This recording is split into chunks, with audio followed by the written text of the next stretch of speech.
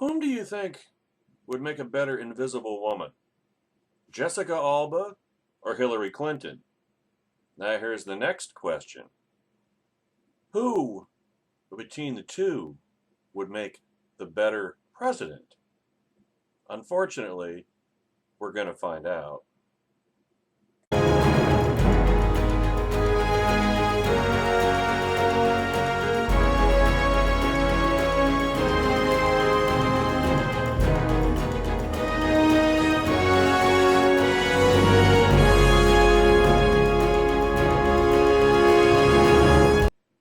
Hillary Clinton is such a hugely uncompelling candidate that it stands to reason that she has made her campaign all about Donald Trump. And now this is Jasmia's echo syndrome in spades from National Review editor Rich Lowry today. When he starts out his column thusly, Benjamin Harrison would be proud. Hillary Clinton has been running the closest thing possible in the modern context to a front porch campaign. Now, where have you heard that before over the past year? You've heard it right here on this YouTube channel, youtube.com/hardstarboardradio. You've heard it on my podcasts on Hard Starboard Radio, blogtalkradio.com/HSR Network. You've heard it on American Daily Review, blogtalkradio.com/American Daily Review. You heard it on Constitution Radio. You read it at politicalpistachio.com.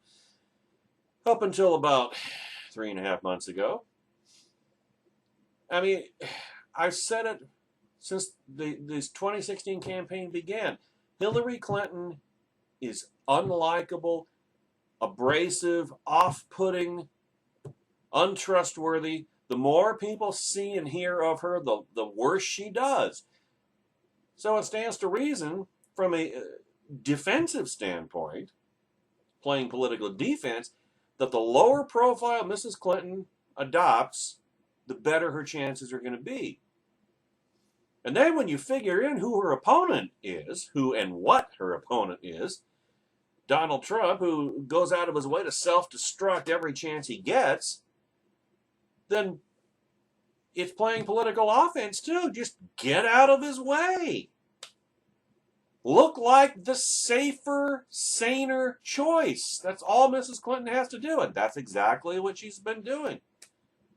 The 21st century, the closest thing possible in the modern context to a front porch campaign.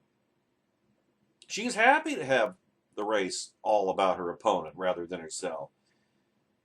She avoids press conferences. She hasn't held one since last year, and again, makes sense, makes perfect sense. Although she has taken to visiting reporters at the back of her campaign plane, it's a 737, by the way, in case you were wondering, for some questions, most of the answers to which constitute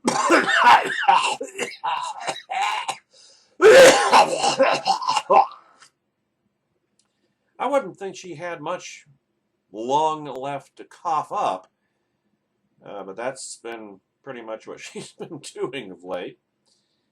She hasn't said anything truly memorable that isn't a gaffe. Her best moment of the campaign, the Democrat convention, featured vivid performances by nearly everyone in her party except her. Hillary is relying on the strength of her organization and the folly of her opponent to hoist her fat ass over the finish line, and wants to win the presidency by default. And she will. You'll note I'm not happy about that, but that's the reality. It's as if Michael Dukakis became the Democrat nominee and happened to block into running against a radioactive candidate, conducting a real-time experiment in whether it's possible to win the presidency without building a presidential campaign. And yet, for all of Donald Trump's weaknesses, Hillary is only modestly leading him. According to the new CNN poll, her voters are less enthusiastic than his are. She just has more voters than he does. Her unfavorable rating is just a tick below his when he spent a year gleefully trampling every political piety, and she is determinedly cautious and colorless. I mean, when you stop and think about it, Hillary Clinton currently, according to electionprojection.com, is projected to win the popular vote by 4.6 percentage points, and the Electoral College 341 to 197. But you look at her opponent, and then you just wonder, what if she had been facing a real opponent? What if Republicans had not fallen into this debilitating mass psychosis and instead had nominated Governor Scott Walker or Governor Rick Perry or Ted Cruz or Marco Rubio, who was clearly the most electable Republican candidate in the GOP field? And I mean, the mind boggles at how badly Mrs. Clinton could have been beaten. And then you figure out from the other direction, how is it that, you know, if the Democrats had had anybody else, I mean, like I started the cycle saying, well, Democrats are going to nominate Elizabeth Warren. It's obvious. She chose not to run. What if Elizabeth Warren had run? And maybe had Weekend Bernie as her running mate? Or Julian Castro. I wonder whatever happened to Julian Castro. Man, I tell you what, Douglas V. Gibbs and I were just, he more so even than I, was just absolutely certain that Julian Castro was going to be the Democrat nominee, or at least Hillary's running mate. That's who I thought was going to be her running mate, is Julian Castro. Well, whatever happened to him? In fact, that was my Democrat ticket. That's what I thought it was going to be. It was going to be Elizabeth Warren and Julian Castro. Can you imagine how far ahead that ticket would be if the Democrats had gotten Pocahontas to run and then paired her with the Hispanic Barack Obama? Can you imagine how far ahead of somebody like Donald Trump they would be right now? I mean, again, electability was never a consideration in either party in this campaign. Not once. And so this is the double dumpster fire we wind up with. It is telling that at the height of her lead in August, Mrs. Clinton was almost entirely absent. Yeah. She let Trump self-destruct every day. She still is. He still is. There's no reason to change anything because Trump can't change, and Hillary has no reason to.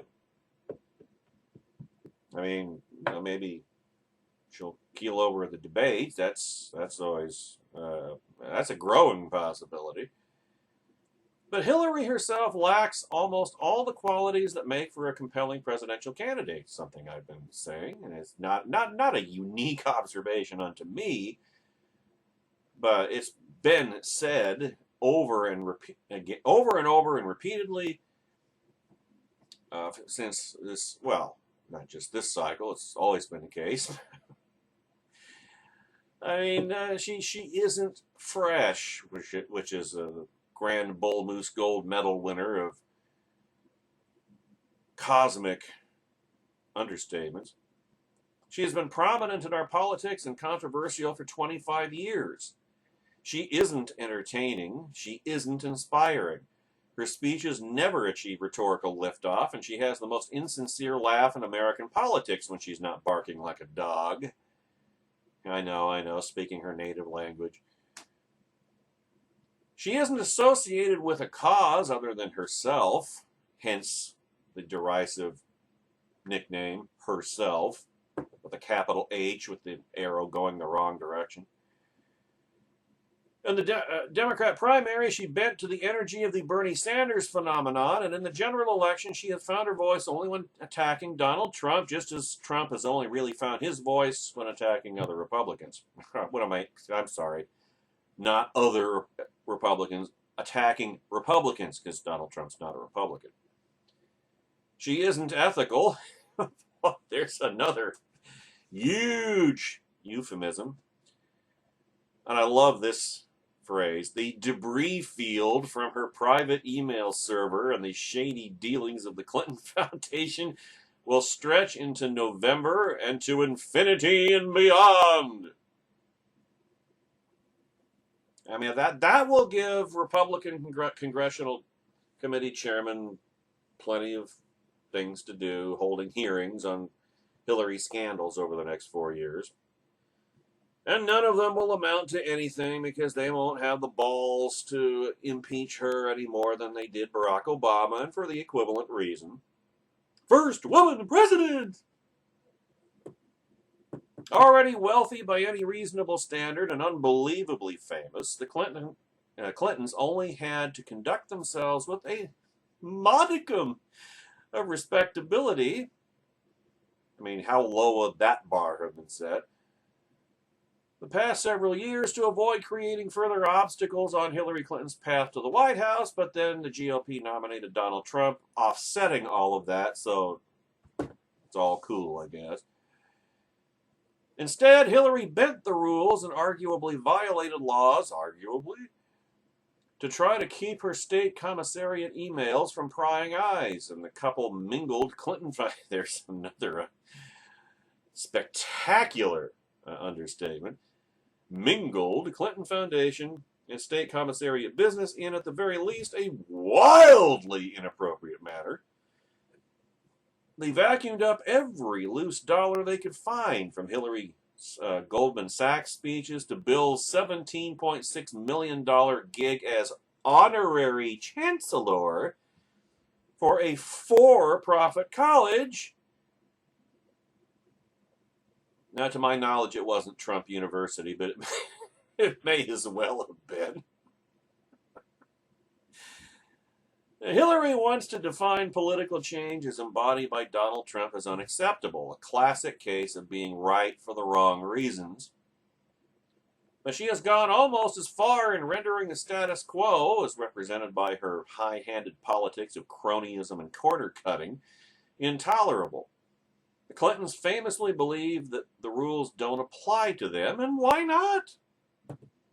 First, the FBI conducted a check-the-box investigation into her emails, and then, acting like an arm of the campaign, released documents related to the investigation on the Friday afternoon before Labor Day to limit their impact. Oh, and by the way, it just came out yesterday that the lead FBI investigator on Emailgate is an Obama supporter. An Obama donor. I don't know why anybody keeps being surprised by this stuff. It's like I said on Facebook yesterday. The fix is so far in on this, it has a Kachi horizon. It's a physics reference. Look it up. Cauchy, in case you're wondering. I mean, who else can hope for such deference from the nation's foremost law enforcement agency? I guess we have our answer, and I think we knew it all along.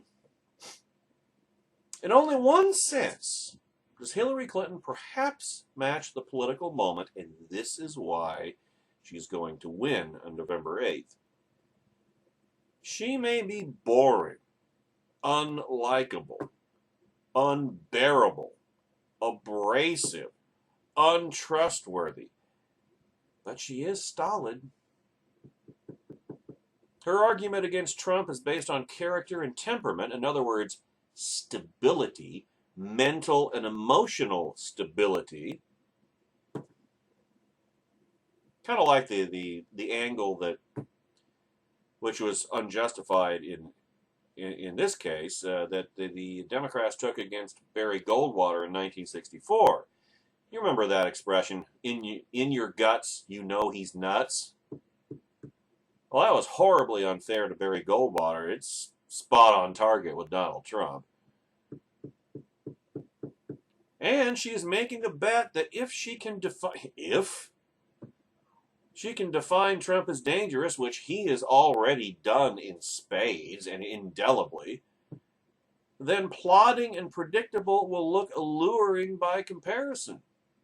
And remember, the one sense in which the American voter, the majority of the American electorate, is conservative is in the temperamental sense of being risk averse. And you see that all over Mrs. Clinton's commercials. Every Clinton commercial is a variation on playing a clip of Donald Trump saying something stupid or nuts or dangerous or crazy, and then said, "You really want to take a chance on this?" It's going to work. It's going to work, folks. I'm telling you. This is why Donald Trump should never have been nominated. And I can't even believe I have to say that.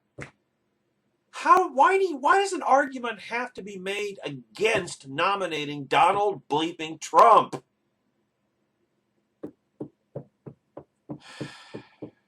The world really has turned upside down. It is a bold gambit, Mr. Lowry concludes, to win a personality contest by having none. But then it's all relative, isn't it? As a candidate, Hillary is the emptiness at the center of her otherwise formidable campaign.